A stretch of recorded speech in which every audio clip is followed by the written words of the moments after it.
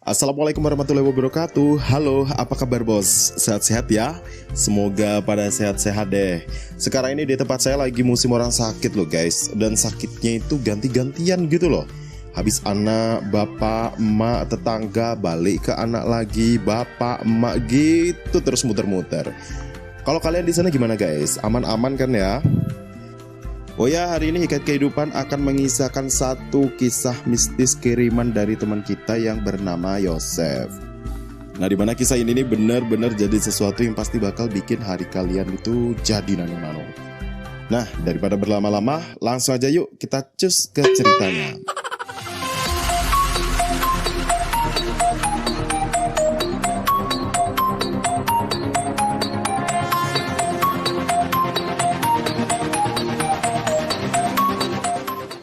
Well, cerita ini datang dari salah satu sahabat kita yang berkisah tentang temennya yang tega ngorbanin anak semata wayangnya buat dijadiin tumbal pesugihan guys. Jadi waktu itu, kira-kira pada tahun 2015-an, Mas Yosef ini diminta seseorang buat nemeni ke selatan Pulau Jawa. Nah, temennya si Mas Yosef ini kita sebut aja Jono ya. Sebenarnya Mas Yosef ini nggak gitu akrab gitu loh guys sama si Jono. Tapi ya mereka itu memang udah kenal sejak lama. Si Jono ini bisa dibilang hidupnya itu sangat melarat gitu loh guys.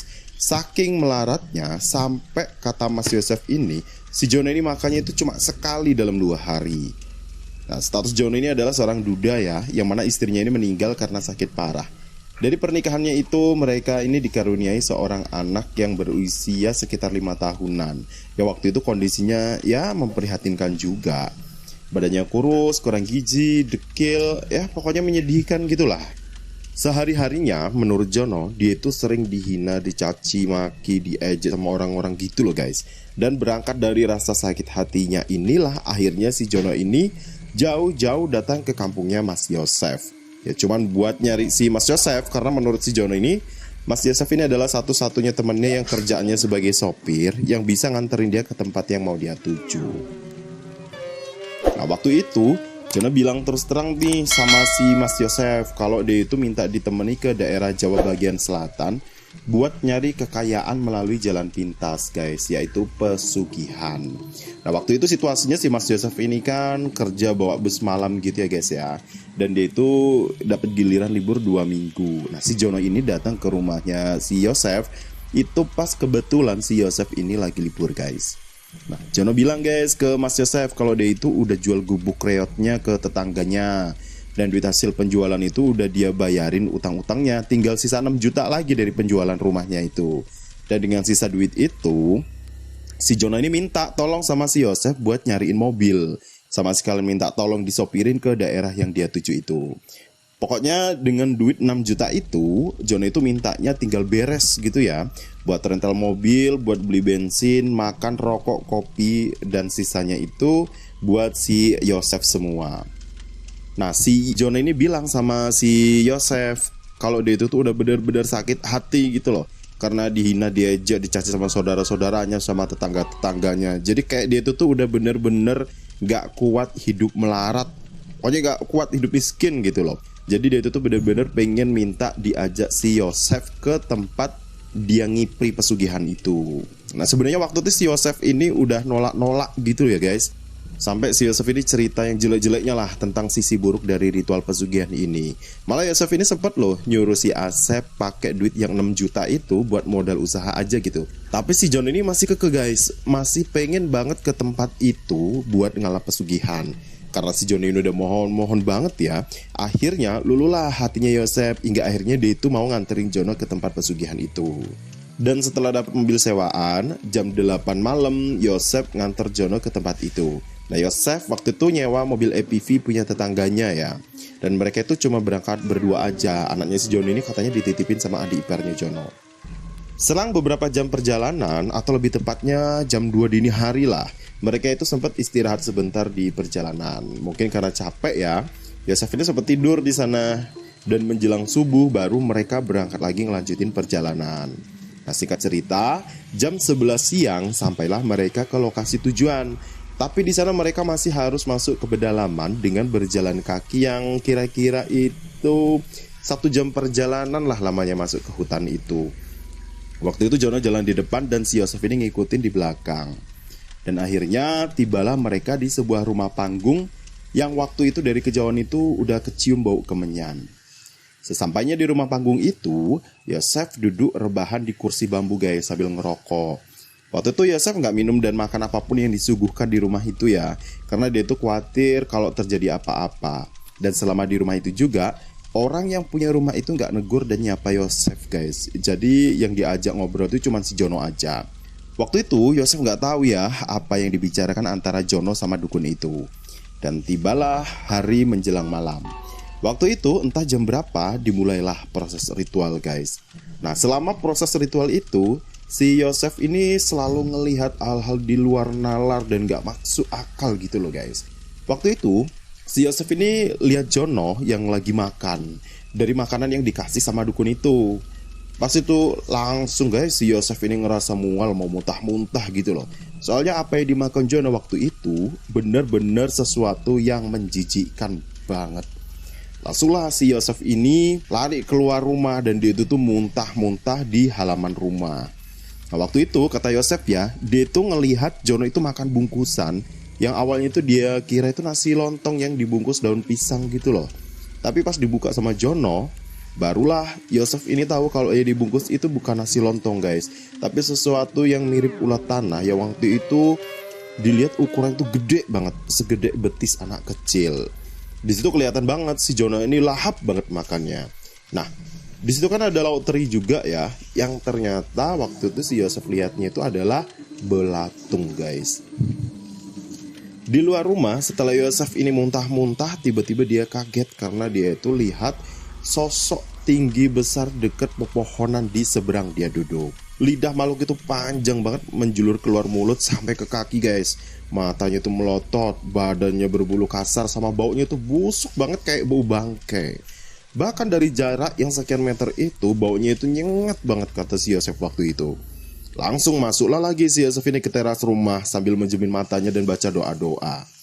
Nah, selang beberapa menit kemudian keluarlah Jono dari dalam rumah guys. Waktu itu kata si Yosef ini muka Jono itu kayak aneh gitu loh guys.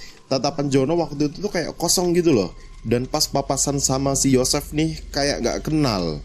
Nah waktu itu Yosef ini lihat si Jono ini bawa seekor monyet guys. Yang gak tahu dari mana Jono itu bisa dapat monyet itu. Mungkin dari dikasih dukunya kali ya. Jono jalan terus tuh turun dari rumah panggung itu, terus megangin monyet itu dan tiba-tiba monyet itu disembelih sama si Jono ini. Waktu itulah si Yosef ini antara terkejut, kasihan, takut, semua perasaannya itu campur aduk jadi satu guys.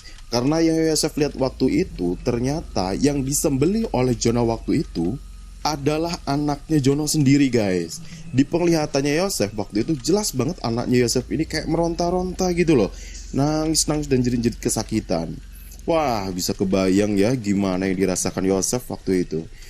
Sebenarnya waktu lihat kejadian itu si Yosef ini mau lari ke Jono, mau ngingetin Jono gitu loh. Tapi entah kenapa waktu itu si Yosef ini kaku banget badannya. Mau teriak juga nggak bisa dia. Seolah-olah suaranya itu cuma nyangkut di tenggorokannya aja katanya waktu itu. Hingga akhirnya si monyet yang disembelih itu lemas dan mati guys. Ya waktu itu di mata penglihatan Yosef ya yang disembelih itu jadi sosok monyet lagi. Udah bukan anaknya Jono kayak penglihatan waktu pas masih disembelih ya. Nah setelah itu perasaan Yosef ke Jono ini berubah guys. Yosef ini jadi kayak benci banget gitu sama si Jono. Karena udah tega numbalin anak semata wayangnya hanya demi harta dan kekayaan. Cuma ya waktu itu Yosef ini gak bisa berbuat apa-apa ya karena semuanya kan udah terjadi. Cuma memang Yosef ini jadi males gitulah ngobrol sama si Jono. Muak dia lihat mukanya Jono. Semalaman itu setelah Jono melakukan ritual dari dukun itu, sebelah telinga Yosef ini kayak dengar suara tangisan dan jeritan suara rintihan anak kecil gitu guys. Dan menurut Yosef suara itu kayaknya berasal dari dalam hutan. Waktu itu hati Yosef ini jadi gak enak gitu guys. Batinnya itu gak tenang gitu loh. Ya pastilah ya siapa yang kuat kalau di hadapannya ada kejadian sesadis itu. Nah kata Yosef waktu itu pengen cepetan pulang aja deh. Udah gak kuat lagi katanya dia di tempat itu. Paginya Yosef sama Jono pamitan pulang guys. Dan gak kayak semalam, pagi itu Jono tampak normal-normal aja gitu. Yang tadi malamnya kan kayak kaku, dingin dan aneh gitu ya. Nah pagi itu enggak, dia kayak biasa aja gitu, nyapa-nyapa si Yosef seperti biasa. Nah di tengah jalan, waktu baru aja mereka keluar dari hutan itu, tiba-tiba si Yosef ini ngelihat si Jono itu badannya banyak bulunya guys. Tapi waktu itu si Yosef ini nggak bilang apa-apa ya sama Jono. Mungkin karena udah malas aja gitulah dia sama si Jono. Sampai di mobil, Yosef itu langsung ngegas berangkat guys. Mesin mobilnya itu nggak dipanasin dulu sama dia. Saking dia tuh pengen cepat sampai rumah ya. Karena dia nggak mau lama-lama di mobil sama Jono. Udah muak lah dia itu sama si Jono itu. Setelah beberapa lama perjalanan, malam pun tiba guys. Yosef yang waktu itu ngerasa kayak mobil yang dia kendara itu kok jadi berat. Itu tuh langsung lihat ke kaca spionnya guys. Dan waktu lihat ke kaca spionnya itu, alangkah kagetnya si Yosef ini guys. Dari kaca spion itu dia lihat ada 3 makhluk besar berbulu. Matanya merah melotot, mulutnya lebar, taringnya panjang-panjang. Dan mereka itu lagi duduk di bangku belakang. Langsunglah itu si Yosef itu baca-baca istighfar dia guys. Gak berhenti-henti dia. Sampai si Jono ini heran sama si Yosef. Begitu dilihatnya ada rest area, langsung belok kiri lah si Yosef. Mampir dia ke rest area itu. Langsung keluar dari mobil, nenangin diri dan pesan kopi di sana. Jauh-jauh dia duduk dari si Jono si temennya itu. Mungkin sekitar setengah jam lah Yosef ini ngopi ngerokok di rest area itu. Dan akhirnya dia mutusin untuk ngelanjutin perjalanannya. Waktu masuk mobil itu, dia sempat lirik ke bangku belakang guys. Dan dilihatnya ketiga makhluk itu udah gak ada di sana. Nah siang harinya, tibalah mereka ke rumah adik iparnya Jono. Dan di sana sudah ramai guys, banyak orang berkumpul di rumah itu. Dan ternyata anaknya Jono yang dititipin ke adik iparnya itu meninggal secara mendadak guys. Langsung larilah itu si Jono ke dalam rumah, digendongnya anaknya itu. Nangis-nangis dia di sana guys. Yosef yang lihat kejadian itu campur aduk guys perasaannya, antara benci dengan Jono dan kasihan juga dia lihat sosok jasad anaknya Jono itu. Cuma yang bikin Yosef heran itu ya antara sadar dan enggak. Waktu dilihat sosok jasad anaknya Jono itu, kadang beberapa detik jasadnya itu berubah jadi monyet gitu loh guys. Nah istighfarlah si Yosef ini berkali-kali waktu itu. Dan Yosef akhirnya pamit pulang guys. Setelah beberapa saat dia ikut berbelasungkawa di sana. Nah, setelah kejadian itu, Yosef ini udah lost kontak sama Jono guys. Dan dia tuh nggak tahu kelanjutan nasib temennya itu gimana. Apa beneran jadi kaya atau justru malah ikutan meninggal jadi korban pesugihannya. Ya semelarat-melaratnya saya mas, kata si Yosef waktu itu. Saya ngerasa lebih baik hidup seperti itu daripada saya harus menukar akidah dan keimanan saya cuma demi harta kekayaan. Gitu katanya guys.